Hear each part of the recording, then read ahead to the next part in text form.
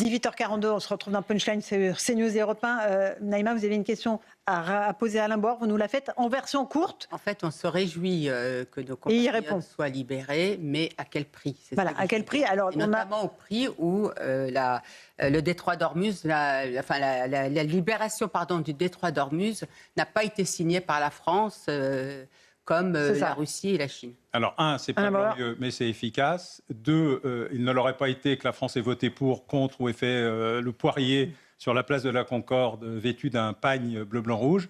Et trois, la question, c'est libérer des otages. Oui. Ça vaut plus que tout. Et c'est pas sur cette chaîne où on a glorifié 150 avions pour libérer un pilote qu'on ne va pas glorifier le fait d'avoir sauvé 2 otages et peut-être 3 à un prix purement symbolique, pas glorieux, mais très efficace. D'accord. Et là, on apprend que l'Iranienne qu'on évoquait, qui aurait pu être la monnaie d'échange, qui était condamnée par la France, eh bien, son assignation à résidence vient d'être levée. Acte purement administratif, voilà, judiciaire, à tout hasard. Permet de montrer que tout fonctionne normalement. C'est la contrepartie de la libération de Cécile Collère et Jacques Paris. Donc, dans le cadre d'une diplomatie, il y a toujours un gagnant de chaque côté. S'il y a un perdant, c'est pas de la diplomatie. Mais il y a une chose intéressante, c'est que si c'est annoncé comme ça, c'est que l'Iran a demandé à ce que ce soit rendu public par la France. Parce que vous savez, dans les négociations comme celle-ci, la plupart du temps, le grand public ne sait rien. Bien sûr. Et donc là, il y a une volonté de médiatiser, et ça, c'est une demande de l'Iran. C'est l'avocate de cette femme qui communique sur le fait que son assignation à résidence. Exactement. Mais écoutez,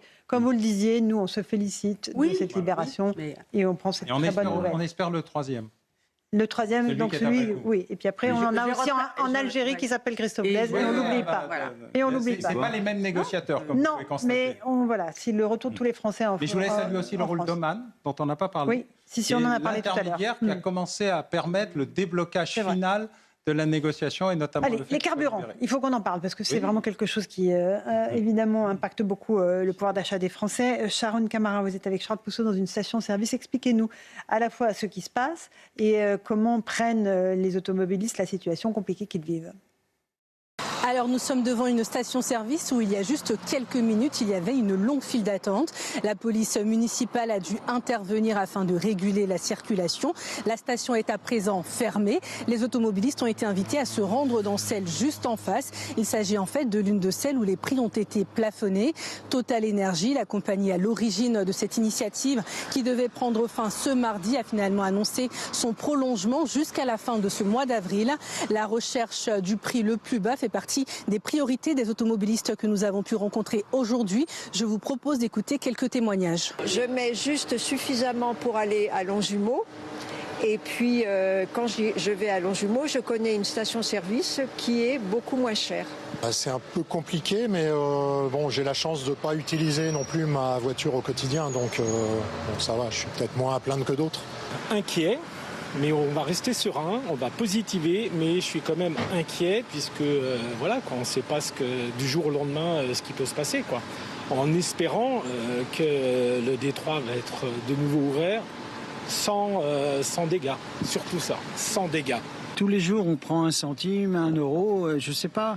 Mais ce que je veux dire, c'est qu'à la fin du mois, ça, je vais le voir. Alors les automobilistes sont bien à la recherche du prix le plus bas, mais ils se disent surtout inquiets. Ils craignent que les prix continuent d'augmenter dans les jours à venir.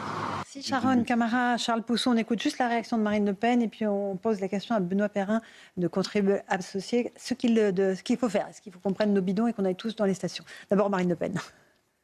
On voit bien qu'on n'est plus dans cette période de censure. Ce qui est sûr, c'est qu'il n'y a pas un seul professionnel, un seul Français qui est d'accord avec la manière dont le gouvernement gère cette crise. Ils font comme d'habitude absolument n'importe quoi et ceci va avoir des conséquences lourdes et sur le pouvoir d'achat des ménages et sur l'économie parce que nos entreprises sont évidemment directement impactées.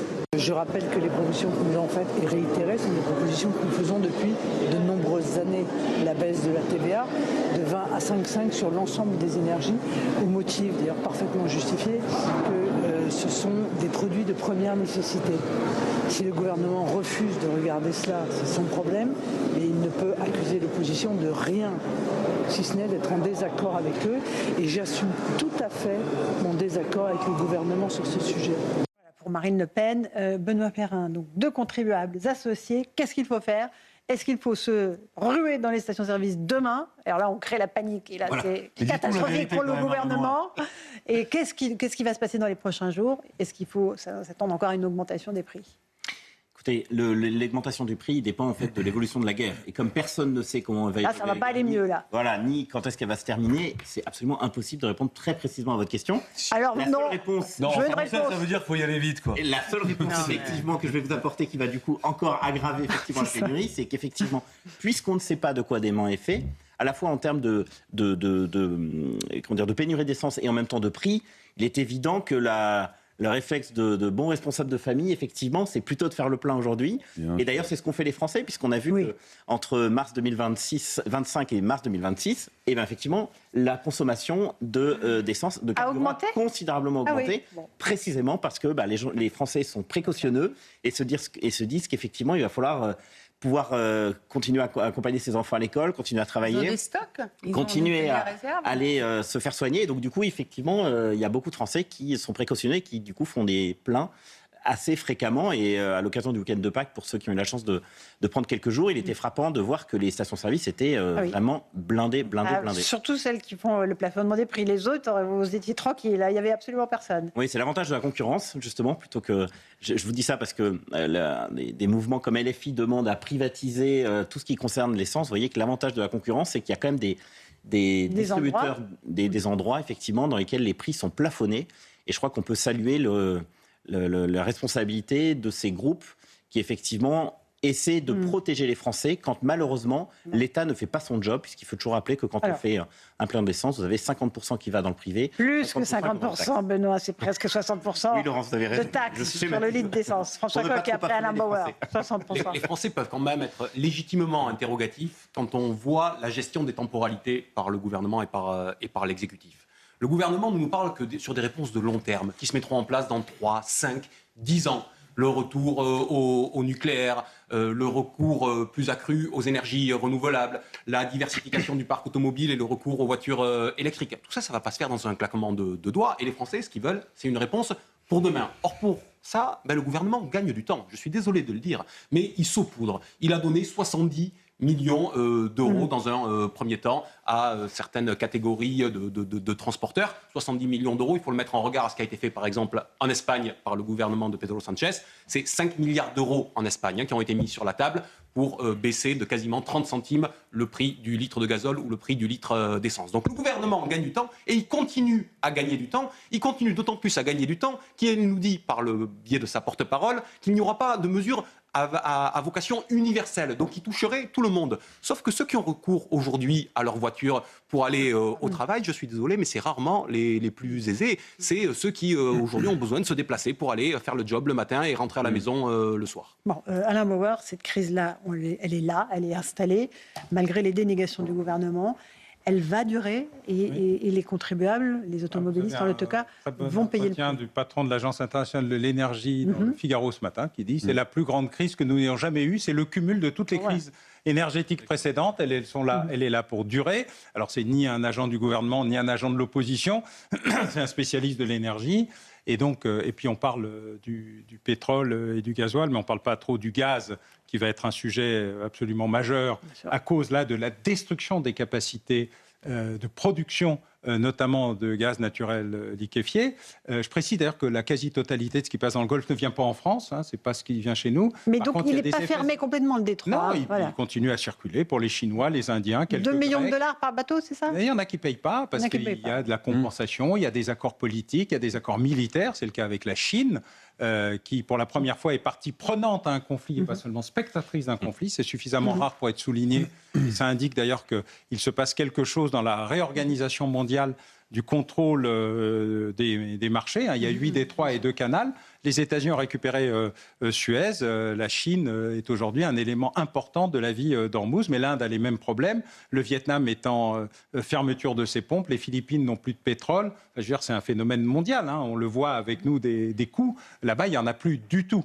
Donc voilà. Mais c'est un phénomène général sur l'hélium, sur les engrais. Nous sommes face à une crise et l'attaque de Dubaï, c'est en termes de pétrochimie un drame majeur et les précurseurs de médicaments sont aussi concernés. Tous les médicaments qui sont fabriqués en Inde, c'est-à-dire ceux qu'on paye moins cher grâce à la sécurité sociale, les génériques, ils passent par là aussi. Donc il faut bien se rendre compte de ce phénomène. Donc la réalité pour l'instant, c'est que le gouvernement s'honorerait, pour répondre à votre question, en ne gagnant rien sur l'augmentation de ces taxes. Ils ont gagné 270 millions d'euros. Et donc en les redistribuant à l'euro, ça serait honnête. Ça serait honnête.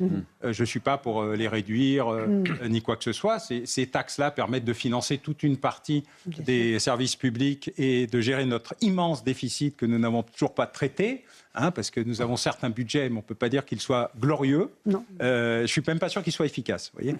Mais il y a là un enjeu tout à fait important. Donc, le gouvernement s'honorait en disant nous ne gagnerons rien dans cet épisode et tout ce qui a été gagné en plus sera redistribué sous une forme ou sous une autre, ce qui serait, à mon avis, correct, honnête et acceptable pour la population. Dernier mot, Benoît. Alors, c'est vrai que spontanément et à court terme, l'État gagne plus d'argent parce qu'effectivement, il y a plus, comme les prix sont plus élevés et qu'il y a le mécanisme de TVA qui est un pourcentage du prix vendu, évidemment, il y a plus de recettes. Mais il faut aussi préciser qu'à moyen, long terme, c'est quand même un coup dur pour nos finances publiques. D'abord, parce que la croissance va être impactée, donc moins de recettes. Deuxième raison, parce que vous savez que quand il y a plus de 2% d'inflation, le SMIC est automatiquement revalorisé. Et donc, du coup, vous avez un certain nombre de fonctionnaires qui vont voir leur traitement revalorisé. Et la troisième raison, c'est que vous avez beaucoup de prestations sociales qui sont indexées sur l'inflation. Donc, beaucoup d'inflation, c'est donc beaucoup plus de dépenses publiques. Oui. Et dans un pays, effectivement, où on est incapable de faire des économies, eh bien, le budget français, on va le payer cher. Oui, mais bon, on est en tel déficit aussi. C'est surtout qu'on ne peut pas tout compenser et toutes choses ne sont pas égales par ailleurs. Là, on est dans un gain net pour l'État lié à une situation particulière qui impacte justement l'activité économique elle-même.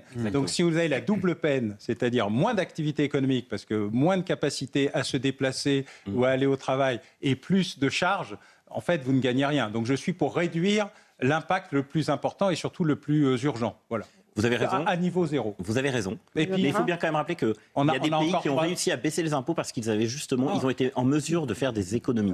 Et la difficulté de la France, c'est qu'on a beaucoup de dépenses, on est incapable de réduire la dépense publique et donc on n'a aucune marge de manœuvre. N'importe quel ménage met un peu d'argent de côté le jour où sa chaudière explose, et ben la Maison France n'a pas d'argent de côté pour faire face à ces chocs qui sont très importants. Mais le détroit d'Ormuz n'y est pas pour grand-chose. C'est plutôt l'incapacité des politiques de toute nature les voisins européens ont réussi à réduire leur budget, à gérer la baisse de nos dépenses. Alain Bauer, Trump, le pouvoir des mots, décryptage d'une redoutable mécanique de persuasion de masse aux éditions First. Évidemment, on va suivre ce qui va se passer cette nuit avec les États-Unis et l'Iran. Merci à vous tous. Dans un instant, c'est Pierre de Villeneuve sur Europe 1, Christine Kelly pour Face à l'info sur CNews.